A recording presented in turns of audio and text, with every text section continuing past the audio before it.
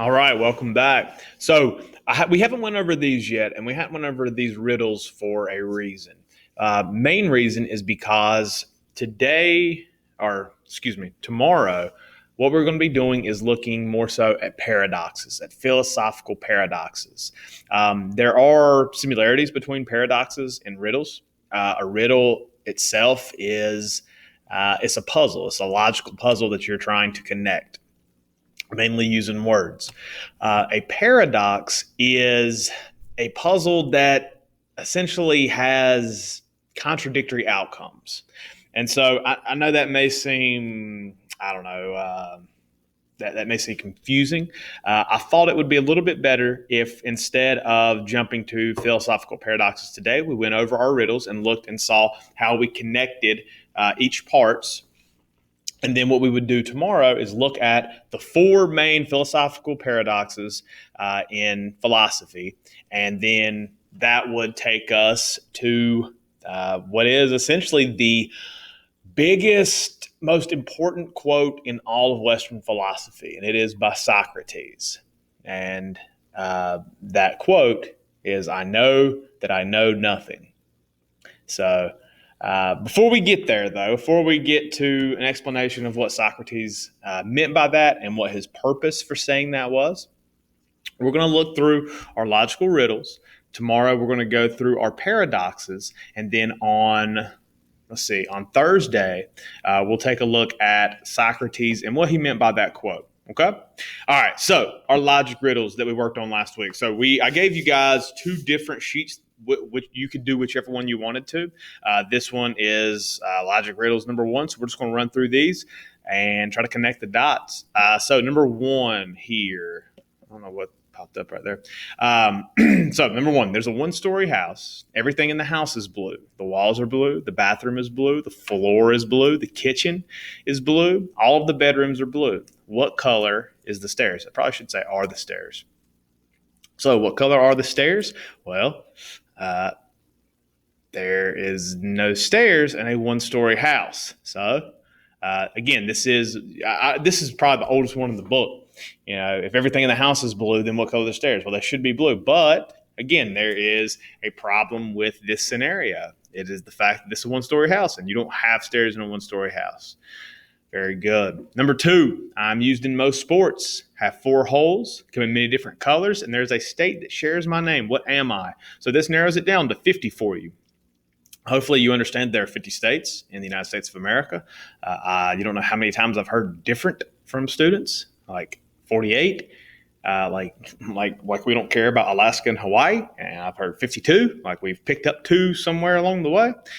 Negative 50. So I am used in most sports, have four holes, come in many different colors, and there's a state that shares my name. What am I? I am a jersey. A jersey. Used in most sports, have four holes, come in many different colors, state that shares my name. It satisfies each one of those premises, essentially. All right, number three. Number three is the hardest one for me, and I have a hard time explaining it too.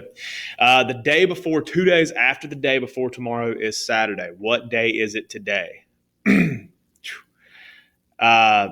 So this riddle I've seen answered different ways. So you could say, what day is it today? Now, I gave this to you, let's see, on the 26th, which would have been last Wednesday.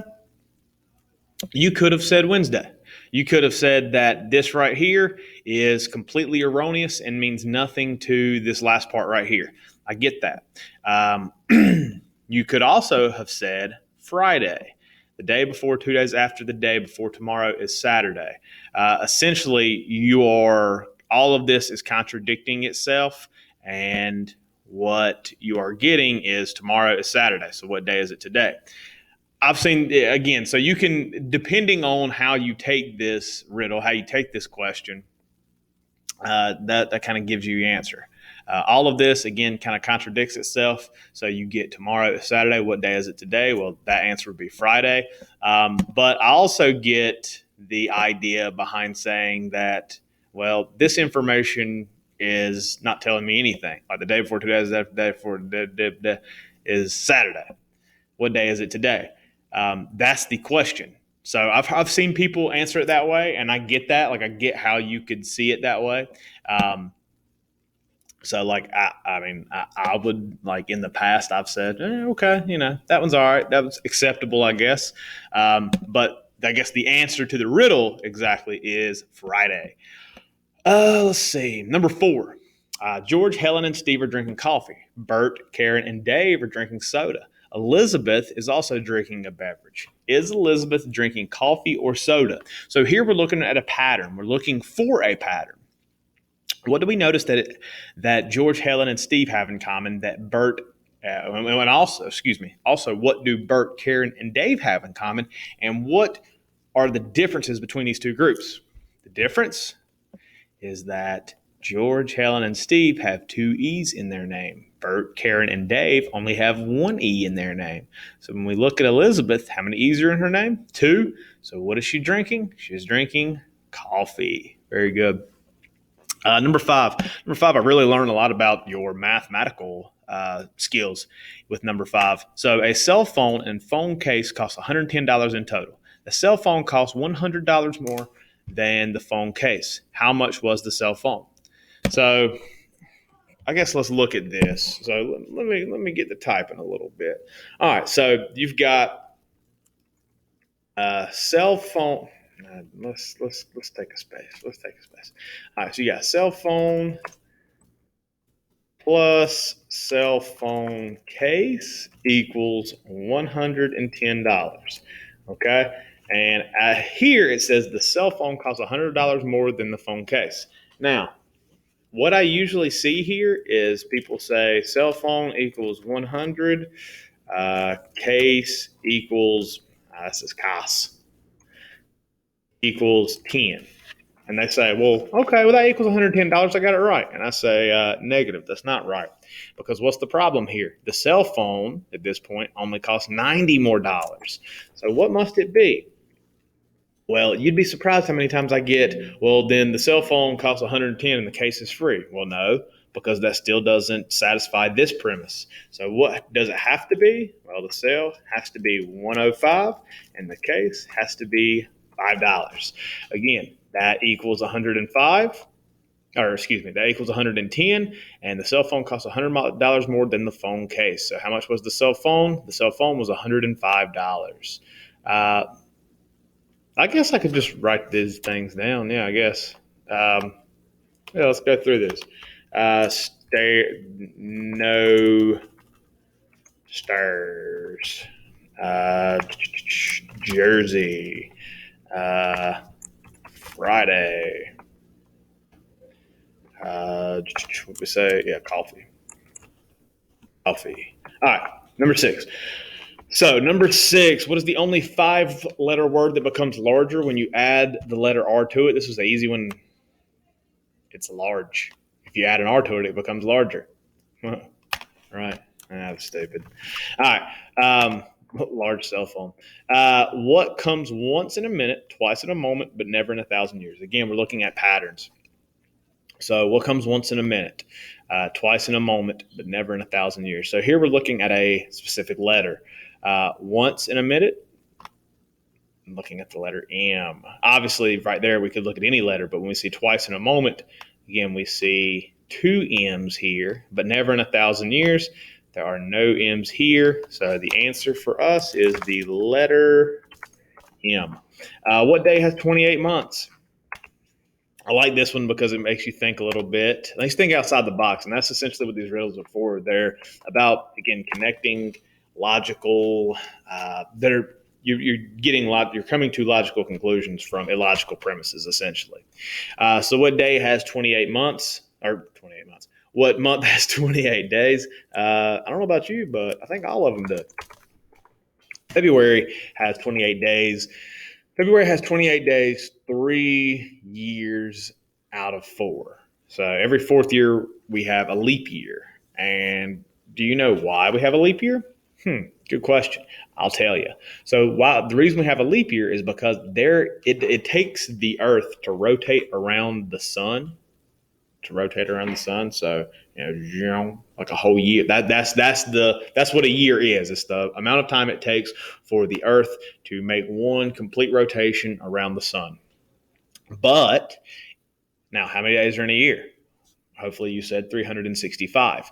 But it's not. It's not perfect. It's not 365 days on the dot. It actually is about 365 days and about 6 hours. So 24 divided by 6 is 4. So we take that. So we take. So essentially, if you look at this in like decimal, it's 365.25 days it takes for the Earth to make one full rotation around the sun. Because of that, we have to find a way to kind of equal things out. So what we do is that we add 1 day to the year every fourth year. So that fourth year, which is leap year, it essentially what it does is it allows it takes all of the it takes kind of that left over from the 0.25 and makes it into 1 day. So it kind of keeps us on track. That's the very terrible explanation to it, but maybe that helps you a little bit.